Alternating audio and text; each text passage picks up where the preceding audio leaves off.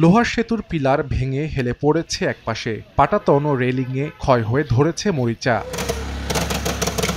15 বছর আগে শরীয়তপুরের সদর উপজেলার বুড়িরহাট খালে সিমেন্ট ও লোহার খুঁটি দিয়ে নির্মাণ করা হয় সেতু। 5 বছর আগে পূর্ব প্রান্তের পিলার সহ সেতুটির নানা স্থান ভেঙে যায়।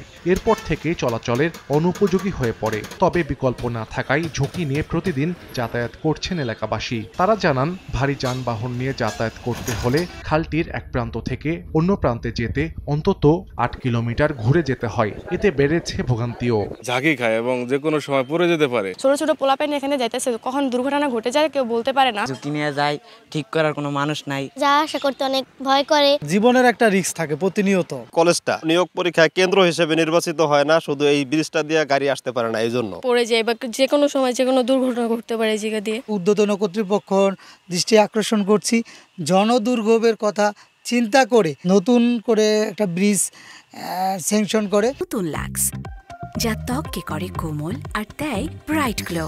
ট্রাই করো লাক্স। এলজিইডি বলছে, বুড়িরহাটে নতুন সেতু নির্মাণের জন্য মন্ত্রণালয়ে জমা দেয়া হয়েছে ডিপিপি। অনুমোদন হলে শুরু হবে কাজ। অনুমোদন হলে আমরা হয়তো এটা পরবর্তী কাজে যাইতে পারবো। তবে আমি মনে করি এই মুহূর্তে ওখানে আমরা সাইনবোর্ড দিয়ে যাতে মানুষ ছাড়া কোনো যানবাহন পার না হয় সে ব্যবস্থা করতেছি, কারণ এটা খুবই ঝুঁকিপূর্ণ। এখন যে কোনো যানবাহন চলাচল করলে একটা বড় ধরনের দুর্ঘটনা ঘটার সম্ভাবনা আছে। জরাজীর্ণ সেতুটি দিয়ে দৈনিক অন্তত 8,000 মানুষ পারাপার হন বুড়িরহাট খাল। সময় সংবাদ, শরীয়তপুর।